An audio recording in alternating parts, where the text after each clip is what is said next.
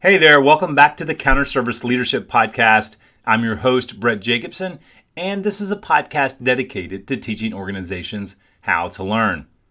Well, during this latest podcast series, we have been listening to the stories and experiences of others in order to make our own leadership story more complete. And it is through their story that we gain a deeper insight to our own leadership capacity, to empathize, to become more self-aware, to empower others, to find meaning in the messiness, and ultimately to make an impact. And I'm grateful to Charisse and LG over the last two episodes. Be sure to check those out as they shared their respective stories of inclusion, belonging, health, and well-being. And today I want to continue to focus on those you work alongside each and every day through the lens of social capital. This is a term that is emerging, and I want to spend a few moments to dig in it with you. Have you ever thought about retaining and recruiting employees based on cultivating social capital throughout your company or organization? With remote, hybrid, and in-person work in flux, compounded by the great resignation, quiet quitting, and inflationary economy, it might be a good time to consider this idea of social capital. It might even differentiate your organization in a great way. So let's dig into the topic of social capital. Have you read the McKinsey article, Network Effects, How to Rebuild Social Capital and Improve Corporate Performance?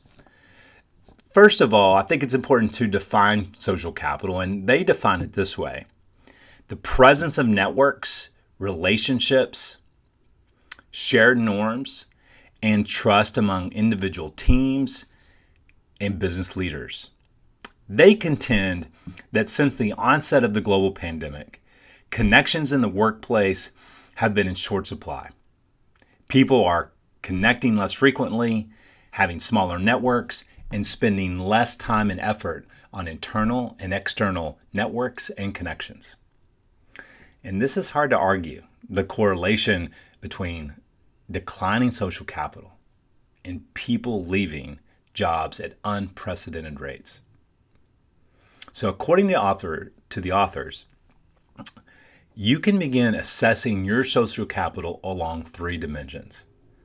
So I want you to take a moment as you go through this, reflect on your own organization and assess where you are. Are you below expectations or exceeding expectations relating to these three dimensions around social capital?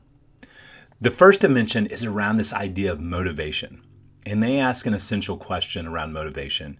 Are employees motivated to build and maintain relationships?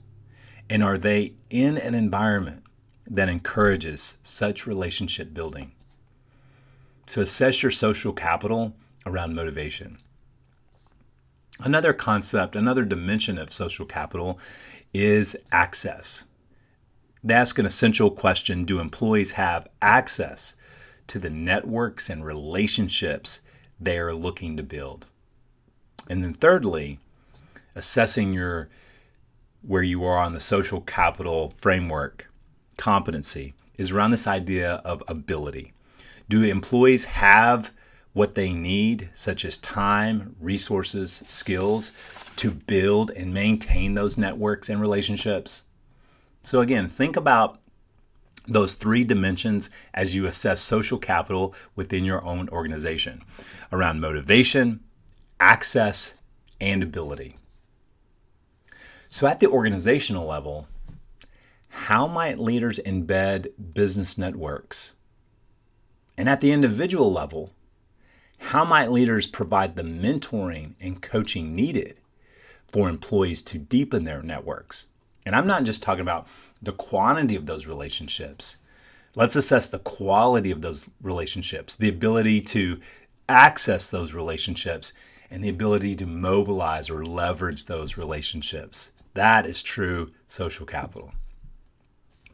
And this really matters to the overall performance of the organization, but more importantly, it is meaningful and purposeful for employees.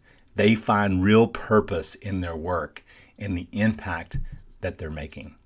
One thing in our sector, we like to say that relationships are foundational to learning. And when there are deeper relationships, the deeper the network, the ability to leverage that network, the more meaningful and purposeful it is. And there's quite a return investment on your organization. So this could just be a game changer for any organization, for your organization. And it could change the trajectory of one's professional career. I think the greatest moments of purpose and what I'm most proud of is when you see someone where it changes the trajectory of their career because of what you cultivated and how you set the conditions for social capital within your organization. Okay, so I think a great illustration of this can be found in the American Opportunity Index. And the American Opportunity Index is a corporate scorecard, interestingly enough, of corporate advancement. So across multiple sectors, the index allows companies and other stakeholders a set of robust tools that measure how well major employers are doing in fostering economic mobility for workers and how they could do better. So they created 5 models designed to distinguish and measure different drivers of opportunity creation. This American Opportunity Index has major companies across the globe. I think it's worth taking a look at as an illustration of what social capital can mean on the ground in real time. So these 5 models include career growth, career launchpad, number 2. Number 3 is around career stability. Number 4 is around advancement without a degree. That's interesting. Number 5 is growing talent. So these 5 models are designed to distinguish and measure different drivers of opportunity creation. So begin to take a look at these particular models and assess where you are on the social capital spectrum. Assessing your social capital conditions, confronting the brutal facts of your current reality, and beginning to reframe your approach to providing enriching opportunities. Social capital can be a core business lever that leaders can use to attract, retain, and really bring out the best in employees, enabling them to achieve and even exceed their performance goals. So, how are you doing on the social capital spectrum? What would your employees say about how you set the conditions for social capital in the midst of hybrid, remote, and in-person working conditions? How can we bring people together where there are a deeper set of relationships, a deeper network, but the ability to leverage and mobilize that network and then really advance opportunity for those employees over time? And again, what a return on investment can take place within your organization. Thanks for joining me on this episode of the Counter Service Leadership Podcast.